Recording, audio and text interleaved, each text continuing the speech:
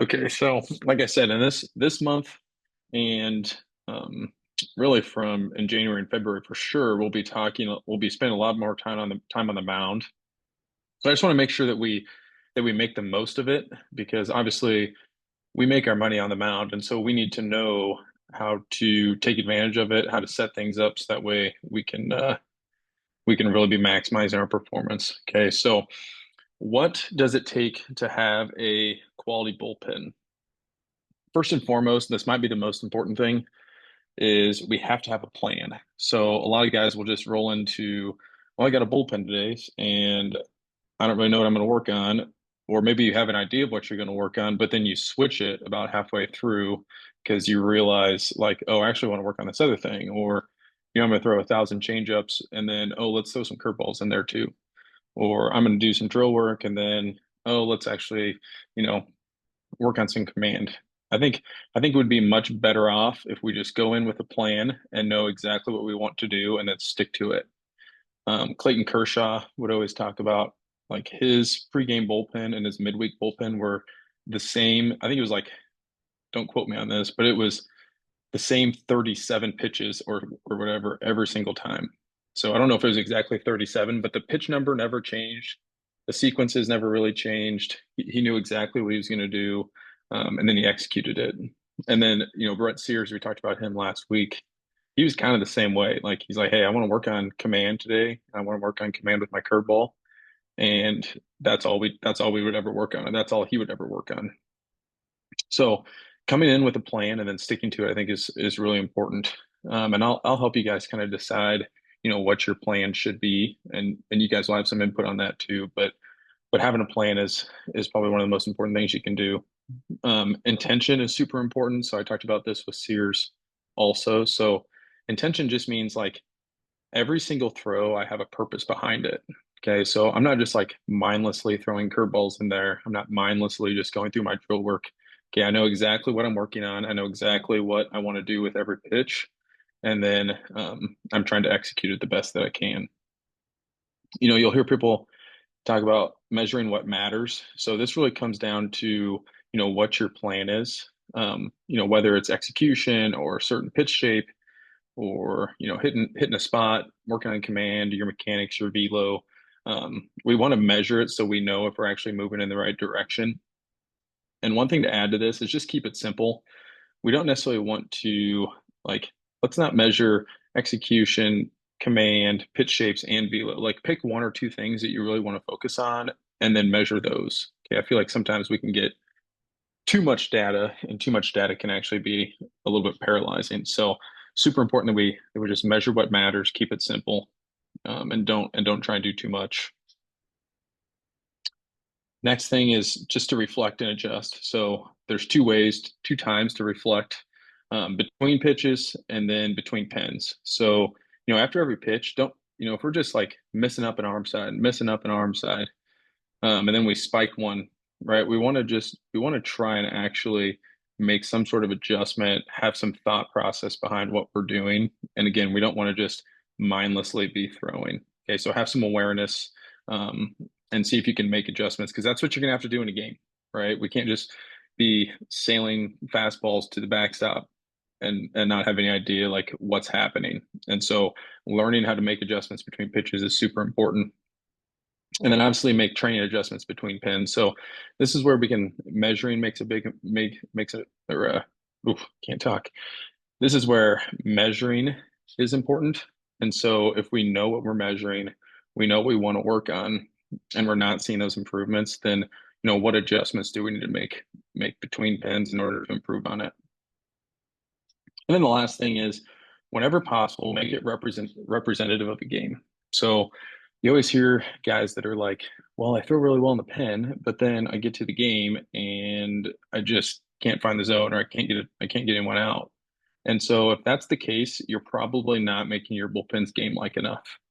Now, there's going to be certain cases where you're not necessarily trying to get people out, right? And maybe like in a velo pen or in a command pen. Okay, it's not going to be as represented like as game like, but when it comes to like execution and sequences, we want to make it as game like as possible. So we'll talk about just, what different bullpen structures look like, but that one's important as well, especially if things aren't transferring for you.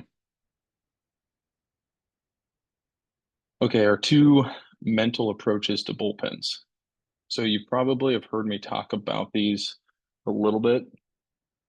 Um, Anytime we're throwing a pen, we really have two options. Okay, we can either be over the rubber or we can be over the plate.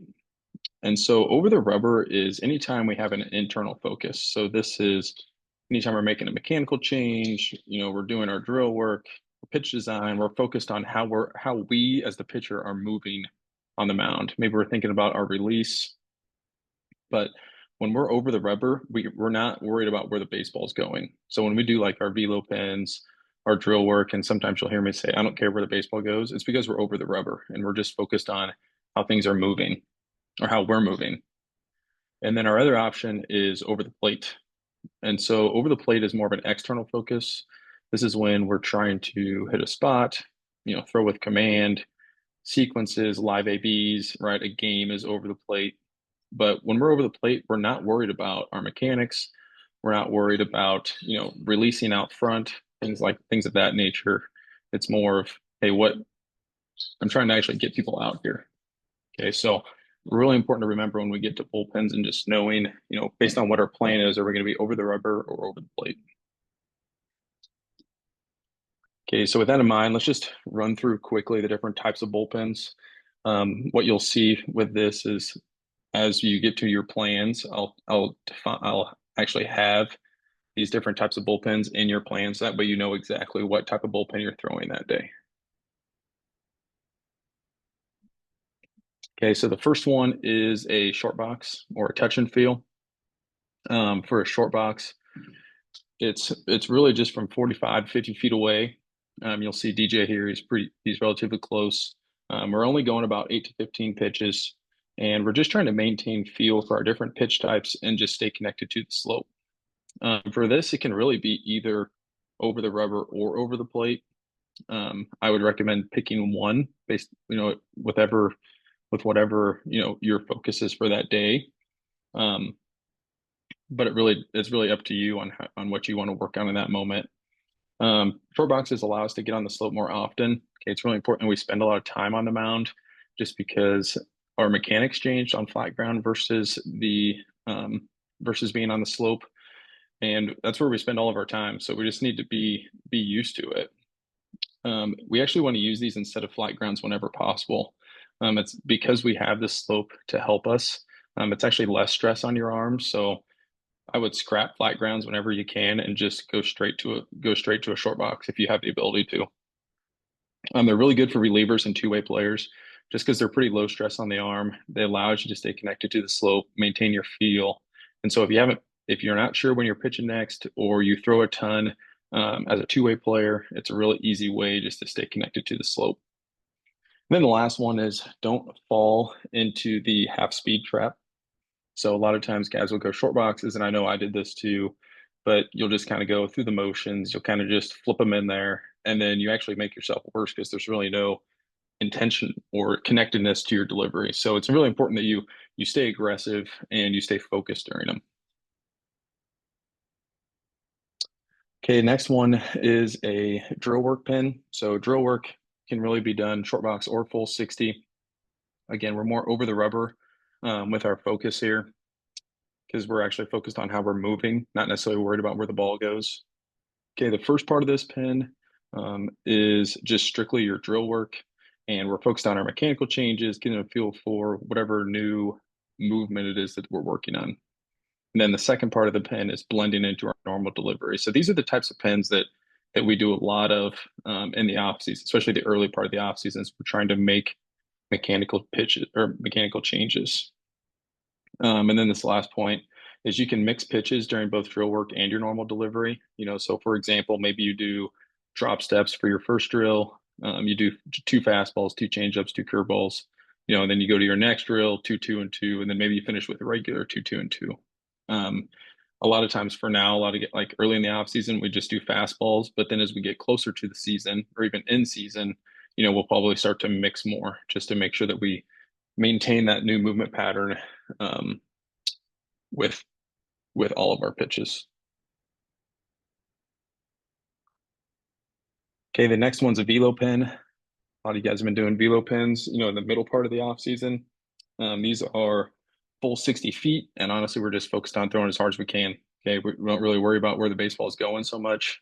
Sometimes you can actually you can put a screen, kind of right in between the rubber and home plate, and that way you're not even worried about where the baseball goes because we're just trying to max output, throw it as hard as we can with these. Two different ways to do this. We can climb the ladder, so we're just trying to effortlessly add velo with each pitch and then work up to our max before we shut it down. Or we can do endurance training where we throw as hard as we can until our velo drops 2+ miles an hour. Big thing on this is listen to your arm, and we're just trying to learn when to apply intent and move fast. Okay, it's super helpful if you have a radar gun because then you can measure what matters. Next, we have a command pen. Command pens can be 60 feet, actually like 70 feet for command pens. We can do short boxes too. It just kind of depends on where you're at. But um, a lot of times I like command pens from 60 feet or 70 feet. These are more of an over the plate focus. So now we're actually we're not worried about our mechanics, and we are trying to hit a spot, trying to throw through the hula hoop. Um, you can use a 9 pocket. You can use a target mat. In fact, I would prefer this. A lot of guys really don't like throwing to the 9 pocket or the target mat just because it's harder. And of course, it's harder because the target mat doesn't move. The 9 pocket it doesn't move, right? So you either hit the spot or you don't. And so that can be uncomfortable for a lot of guys. So I just challenge you to embrace it. You don't have a catcher there to steal strikes for you and make your pitches look better than what they actually are. So really embrace kind of the opportunity to really get good feedback on whether or not you're hitting your spots or not. Okay, measure what matters so you can measure strikes, spots. If you're thrown to the 9 pocket, execution. Are you actually executing that breaking ball down in a way? And then 2x3 is can I throw 2 strikes out of 3 pitches? There's a lot of different things you can measure there. And then lastly, 70 feet. So the reason I like 70 feet is the extra distance actually magnifies your misses. So it's harder to throw with command from bigger distances. And so if you actually move the mound back even further, it really challenges you to focus and compete to hit a spot. Okay, pitch design pins. This is what we're going to get into more in the later in the off season. Okay, we're full 60 feet. You can either be over the plate or over the rubber. Just depends on what you're focused on. If we're working on a new grip, it's probably more over the plate. If we're working on trying to command it with that new pitch shape, it's probably more over the rubber. But really, we're just working on new pitch grips, release changes, getting a feel for our off speed or breaking balls. Again, we measure what matters. It helps if you have some sort of pitch tracking device like a TrackMan or Rapsodo. Okay, I think in this video we're actually using marked up baseballs, so that can be helpful too. And then obviously radar gun can be helpful. But the main thing on these is we want to throw with full intent. Okay, if you kind of just half throw, you're not going to get a true feel for how your pitches are actually moving. And then other things to keep in mind, just make sure that you have someone that you're throwing with that knows what they're doing when it comes to pitch design. Okay, changing mechanics can impact pitch shapes. So I haven't done a ton of this so far just because a lot of guys are going through mechanical changes. More movement's not always better. Okay, we want to make sure we can actually command it. We want to make sure that it actually fits with the rest of our arsenal and pairs off our fastball and other pitches well. So pitch design pen, like I said, that's more closer to the season, middle of the off season. Then we have execution pins. So this is as we really get close to the season. This is between starts a lot of times, but we're going full 60 feet. We're focused over the plate, and we're trying to make things as game-like as we possibly can. So we're working sequences, we're holding runners, situations, simulated hitters, etc. If you can get a stand-in hitter, that's awesome. It just makes things more game-like. And again, if we're going to measure something, it's strikes, it's execution, it's two strikes and 3 pitches, things of that nature. Okay, I show Brett Sears here just because Whenever he throws a pen, it is purely execution focused. He has a plan. He knows exactly what he's trying to do with every pitch, and he's trying to think about how he's going to get a hitter out based on every pitch that he throws. And then lastly, the last one we have in our sequence is our live ABs. Okay, these are pretty straightforward. We're just competing. We're completely focused over the plate. Again, we're trying to make it game-like as we can. Obviously, we're a little limited, like if we're stuck inside, but sequences, holding runners, situations, all that stuff is free game and should be used. And again, we're trying to measure what matters. So, are we executing? Are we actually getting people out? 2 by 3, first pitch strikes, pitch effectiveness, things like that. But live ABs are really towards the end of the off season, and they should be fun. We put all of our work in all off season, and now it's time to show what we got and prepare.